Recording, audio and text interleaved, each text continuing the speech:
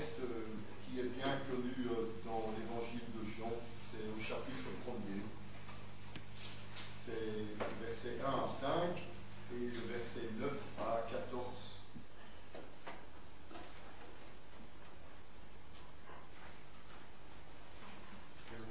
Chapitre 1, verset 1. On peut partir à partir du verset 1.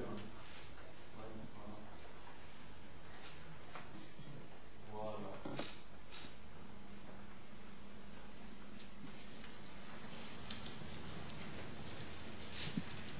L'évangile de Jean a une particularité par rapport aux autres évangiles, c'est qu'il ne commence pas par la généalogie de Jésus. Il commence par sa généalogie divine en faisant apparaître que Jésus est Dieu.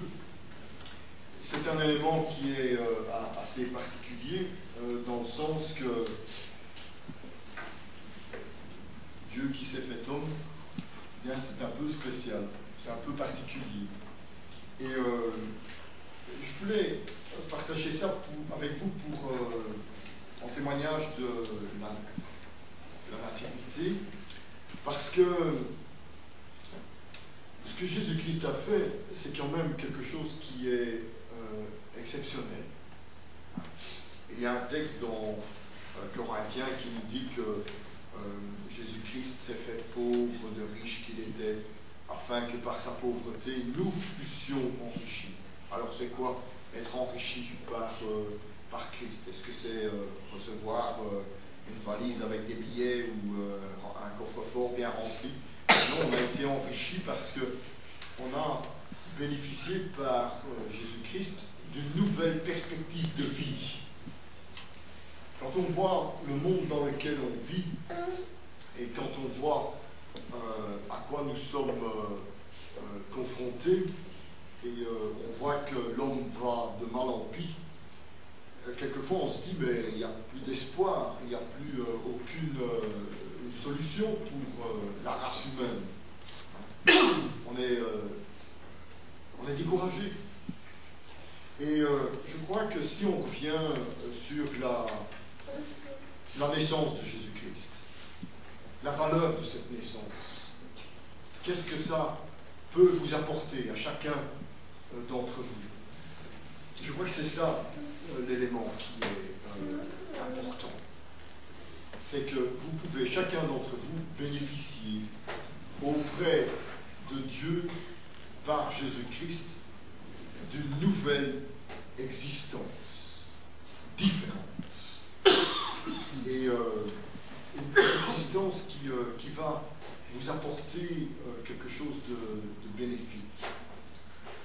Et je crois qu'avec Jésus-Christ, il y a de l'espoir. Et ça, c'est quelque chose qu'on ne doit pas négliger. On va lire les versets du chapitre 1 de l'Évangile, qui dit ceci. Elle dit, au commencement était la parole, et la parole était avec Dieu, et la parole était Dieu. Elle était au commencement avec Dieu, toutes choses ont été faites par elle, et rien de ce qui a été fait n'a été fait sans elle.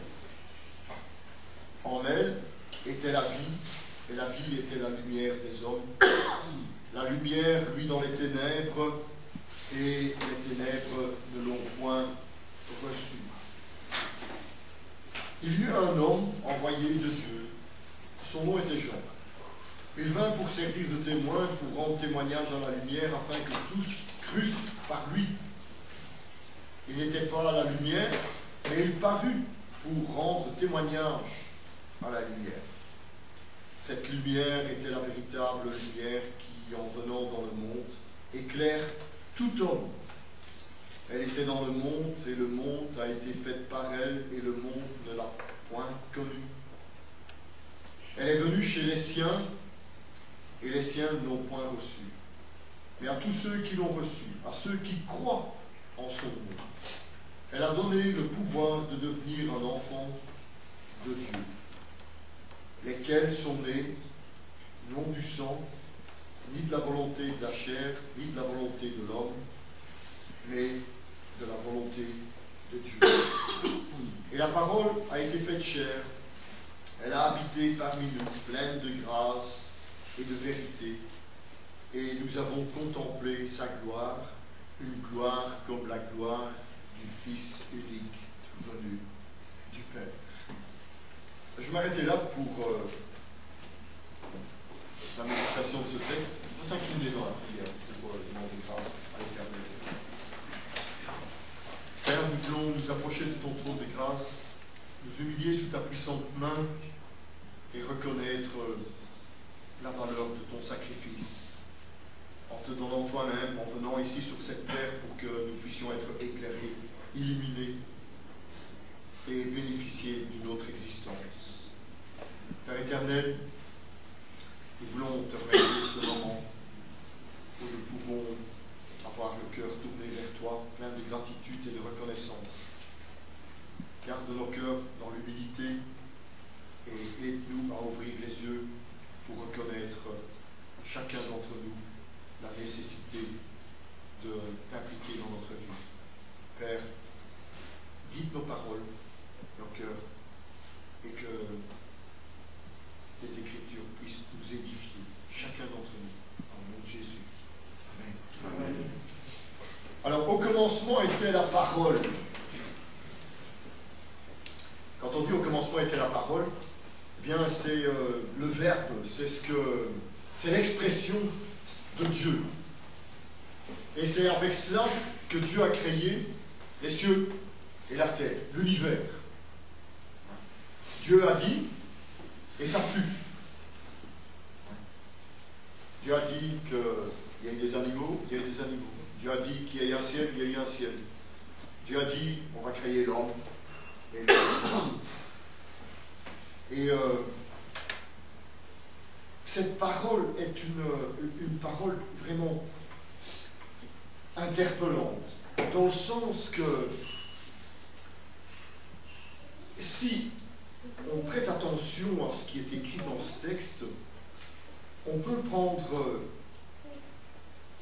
en perspective ce fait de ce que Dieu veut nous offrir et de ce que Dieu veut faire pour nous. C'est Dieu qui a pris l'engagement. Quand Dieu a créé l'homme, il l'a créé pour avoir une communion avec lui, pour avoir une relation avec lui, pour pouvoir dialoguer, pour pouvoir parler, pour pouvoir l'encourager à faire des choses et avoir Dieu qui participait à cette entreprise. L'homme a décidé autrement et ça l'a détruit en quelque sorte. Ça l'a troublé. C'est pourquoi tout ce que l'on voit dans ce texte eh bien, a été repris à la fin du livre dans une expression que je vais vous lire et qui disait ceci. Mais ces choses ont été écrites afin que vous croyiez que Jésus est le Christ, le Fils de Dieu, et qu'en croyant, je répète, et qu'en croyant, vous ayez la vie en son nom. Vous ayez la vie en son nom. Les choses peuvent être différentes. Nous voyons dans ce texte l'œuvre de Dieu pour les hommes. Et on voit trois piliers dans ce texte que j'aimerais relever pour que vous puissiez prendre conscience à quel point c'était important que Jésus-Christ naisse en tant qu'être humain. On s'est dit, mais pourquoi est-ce qu'il a fallu que Jésus prenne la forme d'un être humain? Il fallait qu'il puisse avoir la possibilité d'endurer tout ce que nous avons enduré, pour qu'il puisse nous comprendre. C'est pas qu'il ne nous comprenait pas avant, quand il était Dieu dans le ciel, mais à nos yeux, c'était important qu'il soit un être humain, pour qu'on puisse ressentir sa compassion. Le premier pilier que l'on voit dans ce texte, c'est la relation que Christ a avec le Père. Et ça, c'est un petit peu particulier parce que le texte dit au commencement était la parole, et la parole était avec Dieu, et la parole était Dieu. Ça veut dire que Jésus-Christ et Dieu, c'est la même chose. Vous allez me dire, mais ça, c'est pas possible. Pour visualiser, ça, c'est difficile. Hein. Comment est-ce que deux choses peuvent être une chose? Moi, pour comprendre ça d'une façon cartésienne, j'ai dit Dieu s'est fait un homme, comme moi. Il s'est dévêtu de toutes ses attributs de Dieu. Sa puissance, sa gloire, sa grandeur, sa magnificence, sa sainteté, tout. Il a tout enlevé. Et il s'est revêtu d'une carapace humaine pour vivre ici, parmi nous.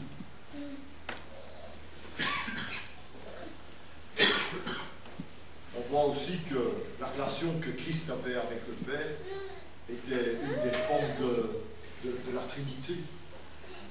Vous savez, la Trinité, c'est aussi une expression interne qui est un petit peu complexe à comprendre. C'est même pas inscrit dans la Bible, ce terme. Mais ça nous montre à quel point Dieu a voulu, par Jésus-Christ, montrer qu'il était proche de nous. Et il a accompli cette grâce par sa puissance, par sa volonté. Vous imaginez, Dieu a accepté d'apprendre à obéir, de faire la distinction entre le bien et le mal, en revenant dans une forme humaine comme nous. Et de vivre ainsi pendant 30 ans, sans commettre la moindre erreur. Parce qu'il avait un seul objectif, le bien-être de chacun d'entre nous, et pour que nous puissions bénéficier de ce bien-être, d'avoir les regards tournés vers le Dieu créateur. C'est pourquoi on voit le deuxième pilier, c'est la relation avec la création. C'est un des éléments qui est très important pour les croyants. On essaye par tous les moyens de nous faire croire que ce n'est pas Dieu qui a créé les cieux et la terre. C'est apparu comme ça, c'est apparu avec un Big Bang. Pour nous, c'est important que Dieu soit à l'origine de toutes choses. Parce que s'il n'est pas à l'origine de toutes choses, quel intérêt avons-nous de croire en Dieu? Aucun. On n'a pas besoin de Dieu, si tout est venu par hasard. Mais si Dieu est la source de toutes choses, alors à ce moment-là, c'est important. Si Christ est à l'origine de la création, si Christ a créé l'homme dans un but bien précis, eh bien, c'est important. Ça veut dire que Dieu a un objectif, c'est d'avoir une relation avec nous, d'être en communion avec nous, de vraiment nous impressionner, de nous écouter, de nous soutenir, de nous consoler, de faire toute une série de choses pour que nous puissions vivre bien. Et c'est ce que Dieu veut, que nous puissions vivre bien. Ce que j'ai pour dessein pour chacun d'entre vous, c'est le bien, le bonheur, et pas le malheur. Dieu nous dit ça dans Jérémie. Et ça, c'est vraiment quelque chose d'important. C'est la raison pour laquelle il a créé toutes choses. Il est à l'origine de toutes choses. Et aussi, du fait qu'il est à la base de la création, eh bien, ça permet à Dieu de condamner le diable. De condamner le diable qui, lui, a pour seul objectif de tout détruire. Détruire ce que Dieu a fait, de façon à ce que nous puissions être déçus, tristes, de façon à ce que nous n'ayons aucun intérêt de nous tourner vers Dieu. Mais Dieu étant le Dieu Tout-Puissant, eh bien, nous voyons par Christ qu'il est à l'origine de la vie, physique et spirituelle. Il est la source de toutes choses. C'est pourquoi il dit, quand il créa l'homme, eh bien, il lui donna le souffle de vie. Nous sommes les seuls êtres que Dieu a soufflé. Les autres, il a dit, soyez, et ils sont. Les animaux, tous les animaux qu'on peut imaginer, les oiseaux, les reptiles, les insectes, tout. Dieu les a créés, il leur donnait une vie. Mais nous, à nous, il a fait quelque chose de particulier, de différent. C'est la raison pour laquelle il a soufflé la vie. Pour que nous ayons le désir, le vouloir d'adorer Dieu. Vous avez déjà vu un animal qui va sur une colline pour prier? Non. Nous sommes les seuls êtres qui prient, qui nous tournons vers Dieu. Les animaux pas. Ça nous montre qu'il y a une relation entre nous et Dieu qui est différente. C'est la raison pour laquelle on voit en troisième lieu, le troisième pilier, la relation avec l'homme. Christ a donné la vie à l'homme. Et il dit, cette lumière était la véritable lumière qui, en venant dans le monde, éclaire tout homme. Laissons-nous nous éclairer. Laissons-nous impressionner par Dieu. Vous n'avez rien à perdre. Vous n'avez rien à perdre. Laissez Dieu parler à votre cœur. Laissez Dieu faire quelque chose pour vous. Il est demandeur. Nous ne sommes pas, mais lui, il est demandeur. Il veut faire quelque chose pour nous. Parce qu'il veut nous montrer qu'il a de l'intérêt pour nous. Dieu, par sa naissance, nous a donné une opportunité de choix. De choisir ou de refuser. Il a ouvert la porte. Et celui qui accepte le Christ, qui accepte ce qu'il a fait par sa naissance, eh bien, est la source de l'élection. Je lisais encore un texte dans l'Apocalypse pour ma méditation personnelle. Le Seigneur, avant la fondation du monde, a inscrit tous les noms dans le livre de vie. Est-ce que votre nom est dans le livre de vie? Est-ce que vous voulez que votre nom soit dans le livre de vie? Vous pouvez l'avoir, oui. Il y en a 144 000. Non. Ça, ce n'est que des juifs, ça. Mais les autres, tous ceux qui veulent être dans le livre de vie, eh bien, doivent se tourner vers le Seigneur. Et comme il dit dans le verset 14, pour conclure, et la parole a été faite chair, elle a habité parmi nous, pleine de grâce et de vérité, et nous avons contemplé sa gloire, une gloire comme une gloire du Fils unique venu du Père. Nous voyons que Jésus-Christ est venu pour nous. Et ça, c'est quelque chose que l'on ne doit pas négliger. Prions. Père éternel, nous voulons te rendre grâce de ce que tu as fait pour nous.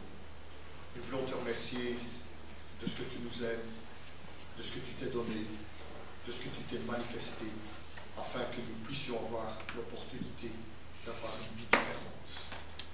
Merci Père éternel, de ce que tu as fait pour moi et de quiconque veut se donner à toi. C'est dans le nom de Jésus que nous